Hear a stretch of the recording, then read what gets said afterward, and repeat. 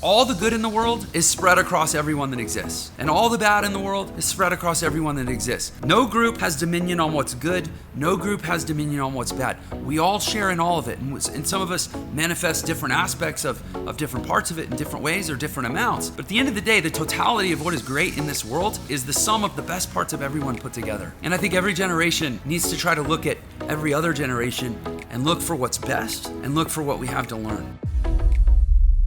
Hi there, Jeff Lerner here. So if you're not familiar with who I am, I'll just tell you briefly that I'm the founder of Entre. We're one of the largest entrepreneurial education platforms in the world. I have a YouTube channel where I basically give away as much free information as I can about how to succeed as an entrepreneur and really more broadly, how to go out and create the life that you want in this world using all the amazing opportunities that we're surrounded by. So for this video, I want to take on something that I think I'm probably misunderstood about, but more importantly, that I think represents a misunderstanding in the world, and in particular between generations or sets of generations. And that is a perspective on, I'm gonna lump Millennials and Generation Z together. I am 43 years old at the time I'm shooting this. I'm right on the tail end of Generation Y. If I'd been born just a few years later, I would have been an early millennial. But as I'm kind of right at that cusp, and I'm a business owner, I'm an employer, I've employed probably over 1,000 people at this point. In my previous business, I think we employed a total of 600 people over the course of several years. In my current business, we actually have about 150 employees right now. So I've had a lot of experience with employees. As a business owner and as a 43-year-old on the tail end of Generation Y, I'm sort of privy to a lot of these conversations around Generation Z, Millennials, they expect this,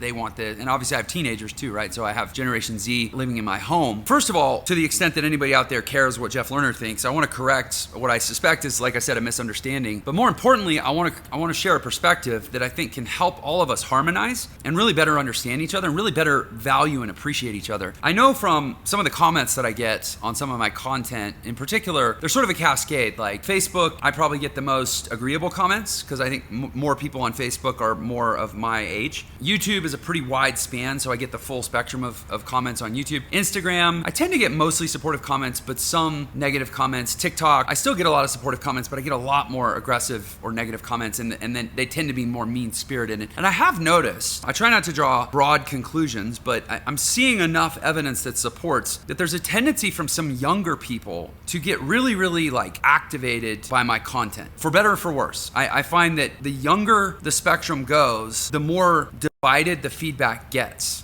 or maybe just the more uninhibited the response to the feedback gets. And what I mean by that is whenever I see comments from, let's say teenagers up to maybe early 20s, generally I'll say they tend to be either really positive, where people are like, let's say I'm 18, I'm not really sure what I want to do with my life, but I really appreciate that this 43-year-old successful entrepreneur guy is like giving the best advice that he can, and I appreciate that. Or I'm 18 and I effing hate this guy, and I'm gonna tell him what a piece of shit he is, and I'm gonna call him an out-of-touch douchebag, and I'm gonna basically get all agitated. And I think the thing that I talk about that provokes that is my tendency to focus on discipline and sacrifice, right? And I'll say things like, here's why I don't think you should drink alcohol, or here's why I think you should only take a one-day weekend, or here's why you need to get up early in the morning. And I think sometimes there's a perception that what I'm proposing is like oppressive or rigid or even like imprisoning. And what I want to say is, and I think this does speak to the divide between generations, everything I'm about is freedom.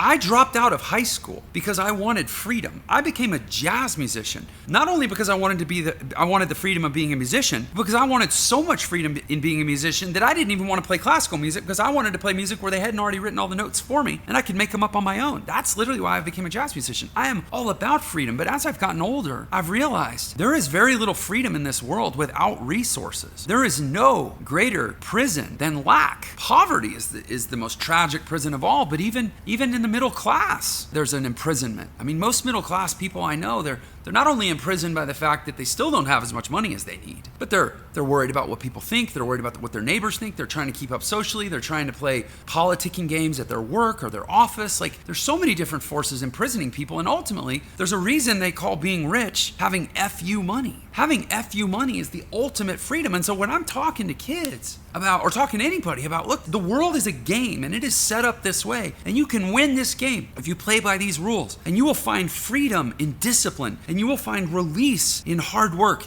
and you will find joy in constant creativity and innovation, and you will find all the things that you maybe think you want by rejecting the world, you can actually get from the world if you go in and beat it at its own game. That's what I'm all about. And what I want to suggest is that I love millennials and I love Gen Z. Like literally, my wife and I talk about this a lot. Our best friends are actually our kids' friends. They're not even our kids' friends. They're like our friends. My best friends are like 18 and 19 years old. Obviously, I have a lot of, call them like more mature grown adults, and I just mean mature by age. I actually have some 18 to 20 year old friends that are in many ways more mature than some 45 year olds I know. But just by age, I have more mature adult friends too, and I love them, and a lot of them are my coworkers, and we do great work together, and we share a common mission. And one of the reasons I get along with them is because they're the misfits that see the world like I do, and they don't want to play the dumb games either, and we all get along really well. But in general, like, some of the people I love the most in this world are Gen Z. And I think if there's something that I would take from millennials and from Gen Z, and I would say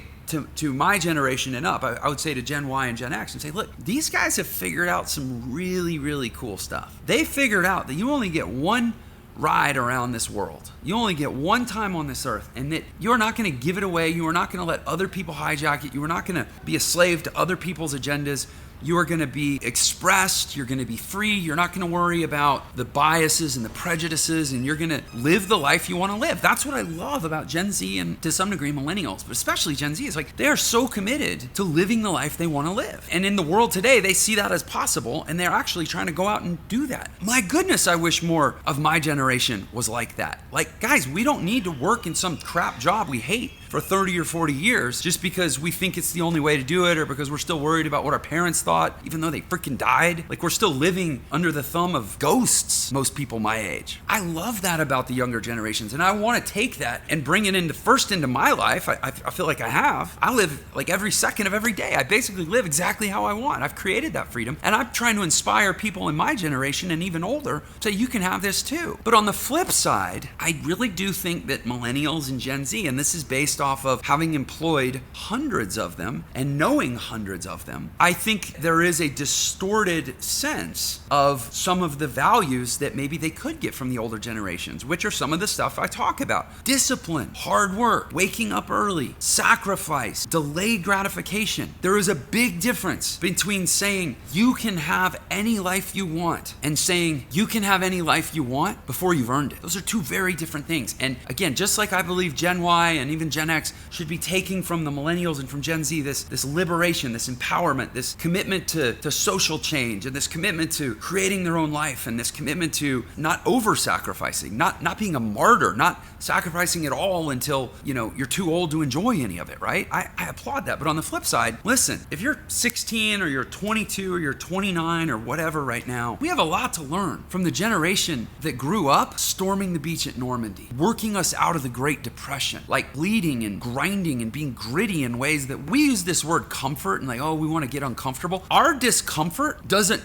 pales in comparison to first of all, what anybody in the military virtually goes through on a daily basis, but especially our older, I will still say we're our greatest generations, the people that built this, the people that literally laid the groundwork for all the opportunity that's given millennials and Gen Zers the space to even imagine or envision designing their world and living out their dream, right? And as somebody who kind of sits in that cusp where I'm young enough to be tech savvy, I'm young enough to be exposed to younger generations, and my work keeps me in social media, my work keeps me in the front lines of the conversation, of the social conversation, and I'm privy to all this stuff, but I'm also old enough to be kind of old-fashioned in the way of just at a certain point, let's all just shut up and get some damn work done. Let's grind for a while, and I actually love that, right? And sitting in between as I do, I see the beauty of both sides. And what I want to encourage is that if you're young, instead of looking skeptically at old people or skeptically at some of those, what you perceive as old school perspectives, learn to take advice without opening yourself up to judgment. What can you take from older people, from the older generation, that actually makes it more likely for you to realize and experience and benefit from the values of your generation? In other words, if you're a young person who's all about creating your own life, you're a lot more likely to get the life that you want to create if you work like some freaking depression era person that just doesn't know how to stop, right? But also, if you're older and you've been sacrificing your whole life and you've been taking care of everybody else your whole life and you've been doing it one way your whole life and you feel out of touch now because the world has changed so much and you're starting to get cranky about it, instead of getting cranky about it, learn from the younger generation.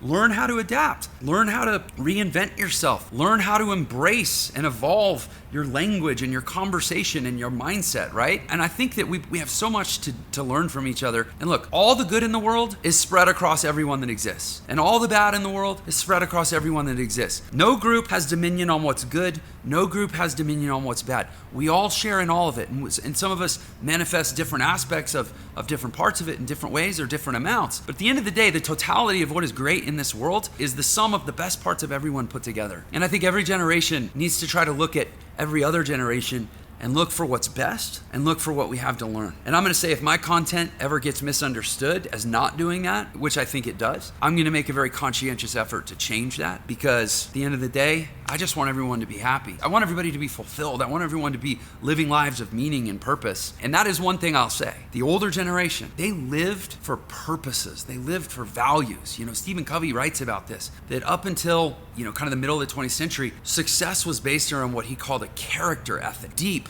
timeless values like integrity, persistence, respect, honor, right? And then sometime in the 20th century, it shifted to what he calls a personality ethic, where it's like your charisma and your personality and your humor and how clever you can be and gaming the algorithm to get attention or whatever, right? And I think the reality is, in the modern world, you need to have great character and great personality. And I think that's things that the generations can learn from each other. So that's my call. I have nothing to sell here. That's literally just my call, is like, let's look more respectfully at other generations. I'm committing to do the same myself. Let's figure out how to take the best from other generations and apply it to ourselves and leave all our judgments behind. Thanks for your time. Hey, if you liked this video, then you're gonna love this video. Focus, right here, focus. Your ability to focus is the single biggest predictor of your quality of life. Focus is everything.